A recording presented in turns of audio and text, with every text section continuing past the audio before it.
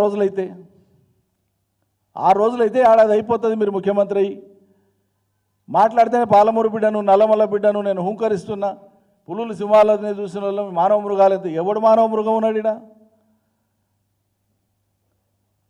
మీ వీరత్వం ధీరత్వంతో మీ పనులలో చూపియండి, మీ శూరత్వం మీ పనులలో చూపియండి. పాలమూరు రంగారెడ్డి పనులు కేవలం మిగిలినటువంటివి ఒక 2 నెలలు 2 నెలల 10 రోజులు సీరియస్గా చేస్తే అయిపోతాయి. ఏ కానయ్యానికే మనసు రాలే, మీకు ఇవ్వాలని తట్టేడు మట్టి దేనికే మనసు రాలే. సిద్ధంగా ఉన్న రిజర్వాయర్లన్నీ పనికే మీకు చేతనెత్తలేదు. 4 స్టేజ్లు పంపులు రెడీగా ఉన్నాయి. 8-9 పంపులకు గాను 4 పంపులు సిద్ధంగా ఉన్నాయి. మిగిలిన కొద్దిపాటి పనులు చేసి నీళ్ళు ఏమని ఇప్పటికి 100 సార్లు మేము వర్లబట్టి మాట్లాడబట్టి ప్రజలు ఎదురు చూడబట్టి ఒకనాడు సమీక్ష చేయడానికి గతలేదు. ఏడాది అవుతుంది. ఇంకేం చేస్తారు మీరు? కృష్ణా నీళ్ళని కృష్ణార్పణం సముద్రం పాలు చేస్తారు. బందరుకు భయం మన నీళ్ళని సముద్రం పాలైపోయా. నీళ్ళని ఒడిసిపట్టకపోతుంది. పాలమూరున గతి చేస్తుంది. ఇప్పుడు ఇంత పెద్ద ఎత్తున వర్షాలు పడి భారీగా వరదలు వచ్చి ఒక్కొక్క రోజు సగటున ఒక 30-40 రోజులైతే సగటున 30 టీఎంసీల నీళ్లు సముద్రంలోకి పోయినాయి. కృష్ణానది నీళ్లు 25 నుంచి 30 టీఎంసీల నీళ్లు సముద్రం పాలైనాయి ఒక 30-40 రోజులు వరద సమయంలో. ఇంత వర్షాలు పడ్డా ఈరోజు పరిస్థితి ఏంటంటే శ్రీశైలంలో ఈ రాష్ట్ర రైతులందరూ గమనించాలి. రైతులలో కాంగ్రెస్ పార్టీ రైతులు కూడా ఉన్నారు, కాంగ్రెస్ ఓట్లు వేసిన రైతులు ఉన్నారు, కాంగ్రెస్ అభిమానులు ఉన్నారు. వాళ్ళు కూడా జాగ్రత్త వినాలని నేను మనవి చేస్తా ఉన్నా. శ్రీశైలంలో 215 నిల్వ టీఎంసీ మాత్రమే, కానీ ప్రతిరోజు ఎక్కి పారుతోంది. ప్రతిరోజు 20-30 టీఎంసీలు సముద్రం పాలవుతున్నాయి. అన్ని రోజులు కలిపి ఆంధ్ర ప్రభుత్వం ఇప్పటికీ సుమారు 400 టీఎంసీల నీళ్లను డ్రా చేసింది శ్రీశైలంలోకి వెళ్ళి. అటు హైడల్ పవర్ పేరు మీద కావచ్చు, పోతిరెడ్డిపాడు ద్వారా కావచ్చు, తెలుగంగ ద్వారా కావచ్చు, కృష్ణానది నుంచి శ్రీశైలం ద్వారా ఆంధ్ర ప్రభుత్వం ఇప్పటికే 400 టీఎంసీల నీళ్ళను డ్రా చేసింది. ఇప్పుడు వరద లేదు. శ్రీశైలంలో ఉండేటువంటి నిల్వ 130 టీఎంసీలకు పడిపోయింది. ఇప్పుడు ఈరోజు 130 టీఎంసీల నిల్వ సామర్థ్యం శ్రీశైలం. ఇంత బ్రహ్మాండంగా వానకాలం వచ్చి ఇంత వరద వచ్చి ఇన్ని నీళ్ళు వచ్చిన సంవత్సరంలో రైతులు ఏం ఆశిస్తారు? పాలమూరు రైతులు ఏం ఆశిస్తారు? నువ్వు పాలమూరు రంగారెడ్డి ఎట్లా చేయకపోతే ఇవి పని అమల్లో ఉండేటువంటి కేఎల్ఐ కన్నా నీళ్ళు అందాలి కదా. మరి ఇప్పుడు యాసంగిలో కేఎల్ఐ ద్వారా నీళ్ళు రావాలని రైతులు ఆశిస్తారు కదా. జూరాల మీద ఆధారపడినటువంటి భీమా, నెట్టెంపాడు, కోయిల్ సాగర్ వాళ్ళు ఆశిస్తారు కదా నీళ్ళు రావాలని యాసంగికి. యాసంగి ప్రణాళిక ఏది? నువ్వు యాసంగికి ఇప్పుడు రైతులు వేసుకోవాలన్నా వేసుకోవద్దా? వేసుకుంటే మరి 130 టీఎంసీలతోనే ఏడ సరిపోతుంది? అవతల ఆంధ్రోళ్ళు వాళ్ళు గుంజేది వాళ్ళు గుంజుతూ ఉన్నారు. హైడల్ పవర్ చీప్ కాబట్టి ఈ రాష్ట్రం ఆ రాష్ట్రం హైడల్ పవర్ను జనరేట్ చేస్తూనే ఉంది, నీళ్ళు పోతూనే ఉన్నాయి. పవర్కి ప్రత్యామ్నాయం ఉంది. ₹1 ఎక్కువ ఖర్చు పెట్టినా ఇంకో పవర్ వస్తుంది మనకు. కానీ నీళ్ళు వస్తాయా? ఉన్న నీళ్ళని పోగొట్టుకొని సేద్యం బంద్ పెడదామా యాసంగిన? మీరు లెక్కలేసుకుంటే హైడల్ పవర్ కంటే మిగతా అన్ని పవర్లు కూడా కాస్ట్లీ.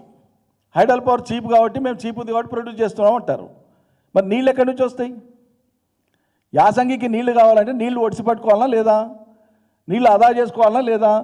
మరి రైతుల ప్రయోజనం మీకు ఉన్నట్లా? రైతు సంబరాలు చేస్తున్నారు కదా. పాలమూరు రైతులకు యాసంగి పంట వేసుకోవాలన్నా వేసుకోవద్దా చెప్పి రావాలి కదా. మరి సంబరాలు చేసినప్పుడు వానాకాలం సీజన్ అయ్యేపాయ్, 70% హార్వెస్టింగ్ అయిపోయింది ఇప్పటికే. యాసంగికి తయారవుతున్నారు రైతులు. యాసంగి రైతు భరోసా గురించి ఏం చెప్పకపోతే నిన్న యాసంగి పంటలు వేసుకోవాలన్నా లేదా, నీళ్ళు ఇస్తావా లేదా చెప్పకపోతేవి. అంటే ఎక్కడ మీకు ముందు చూపున్నట్లు?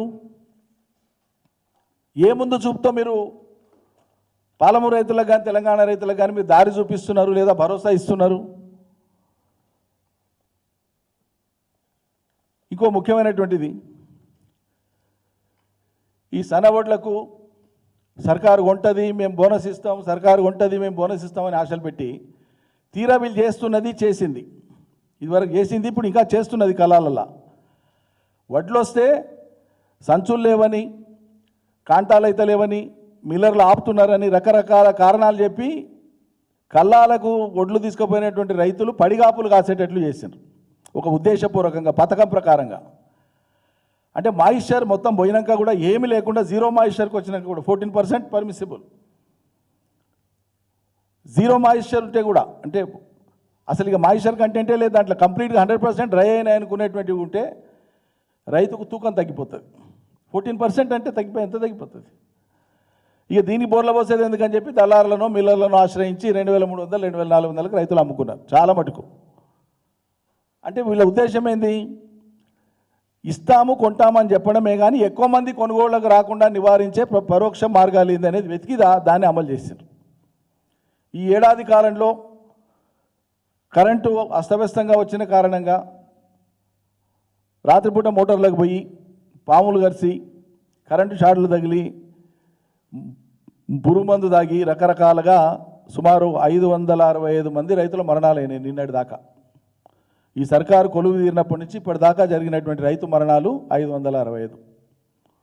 ఇవి రికార్డులో ఉన్నాయి, మీడియాలో వచ్చినాయి నమోదైనటువంటి మరణాలు ఇవన్నీ కూడా. పత్తి 7,521 రూపాయల కనీస మద్దతు ధర ఉంటే తెలంగాణలో 5,000కు మించి రైతులు అమ్ముకోలేకపోయారు సగటున.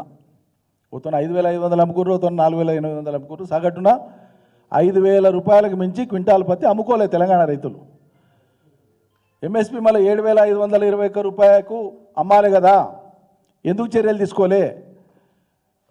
మరి కేసీఆర్ సర్కారులో మేము సీసీఐని దారిలో పెట్టి జిన్నింగ్ మిల్స్ వాళ్ళని దారిలో పెట్టి కాటన్ ట్రేడర్స్ని దారిలో పెట్టి ఎంఎస్పి కంటే ₹1 తక్కువ పోకుండా మేము ఎందుకు అమ్మిపించినాం, మళ్ళీ మీరు ఎందుకు అమ్మిపోయలేకపోయినరు, మీరు ఎందుకు ఇవ్వలేకపోయినరు?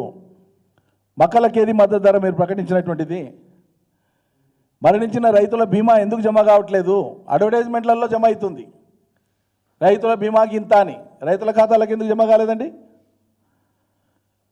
ఈ కొనుగోళ్లు, ఉచిత కరెంటు ఇవేదో మీరు వచ్చినాక కొత్తగా ప్రారంభించినట్లు కొత్త వేషం వేసి చూపించే ప్రయత్నం చేస్తున్నారు. అవన్నీ అడ్వర్టైజ్మెంట్లలో లెక్కలేసి ఏడాదికి రైతులకు 60,000 కోట్లు ఖర్చు చేసిన రైతు సర్కార్ అని చెప్పి గొప్పలు చెప్పుకుంటున్నారు.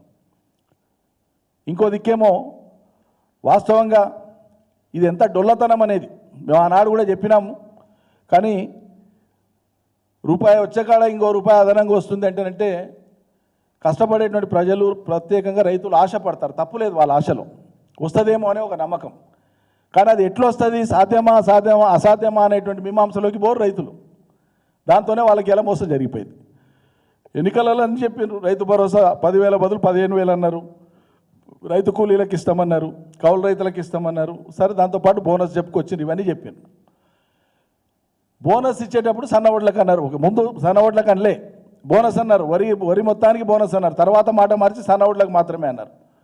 సరే సన్నవడ్లకే తీసుకుందాం. ఈరోజు నేను చాలా వివరణాత్మకంగా చెప్తున్నా, దయచేసి ప్రతి ఒక్కరూ దీన్ని ఆలోచించమని కోరుతున్నా. ప్రభుత్వం యొక్క డొల్లతనం, మోసతనం ఎట్లా దాగి ఉందో ఇందులో అర్థం చేసుకోమని చెప్తున్నాను. ఇప్పుడు రైతు భరోసా ఇవ్వడానికే ఒక సీజన్ ఎగ్గొట్టిండ్రు, వానకాలం లేదని చెప్పేసి చేతులు ఎత్తిండ్రు. ఈ సీజన్కి వచ్చే వరకు వ్యవసాయ మంత్రి గారితో మెల్లగా ఏర్ చేసిండ్రు, ఓ మాట చెప్పిచ్చిండ్రు, ఇట్లా వదిలిపించిండ్రు.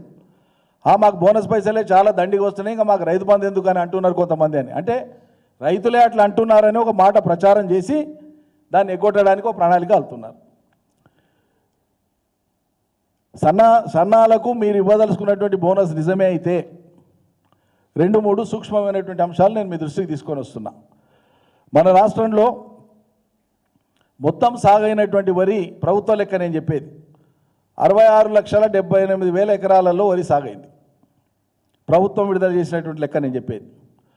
అందులో సన్నాలకు సంబంధించినటువంటివి 40,55,000 ఎకరాలు సన్నాలు, అంటే 61%. టోటల్ ప్యాడీ కల్టివేషన్లో 61% సన్నాలు ఉన్నాయి ఈసారి. ఎందుకు వేసిండ్రు సన్నాలు రైతులు ఎక్కువ?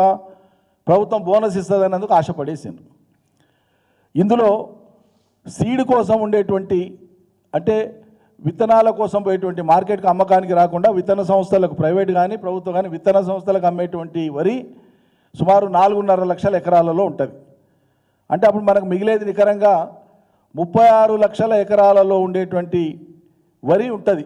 ఏది మార్కెట్కి వచ్చేటువంటిది సన్నాలది. 36 లక్షల ఎకరాల వరి సన్నాలు ఒకవేళ మార్కెట్కి వస్తే ప్రభుత్వం రావాలనే కదా ఆశించింది. 500 మేము బోనస్ ఇస్తామనే కదా వాళ్ళు ఇన్వైట్ చేసింది, ఆహ్వానించింది. ప్రభుత్వం ఇచ్చేటువంటి సగటు ఉత్పత్తి 1 ఎకరాకు సరాసరి 2.2 టన్స్ అంటే 22 క్వింటాలు. వాస్తవంగా 25, 30, 35 క్వింటాలు వస్తాయి రైతులకు, బాగా పండించే వాళ్ళకు. కానీ సగటు తీసుకునేది ప్రభుత్వం లోయెస్ట్ యావరేజ్ తీసుకున్నది. అతి తక్కువ వస్తే కూడా గరిష్ట ఎంత వస్తుంది అంటే కనిష్టంగా 22 క్వింటాలు వస్తుంది ఎకరాకు అని తీసుకున్నది సర్కారు తీసుకున్న లెక్క. అది చాలా తక్కువ. ఆ లెక్క తీసుకుంటే 36 లక్షల ఎకరాలలో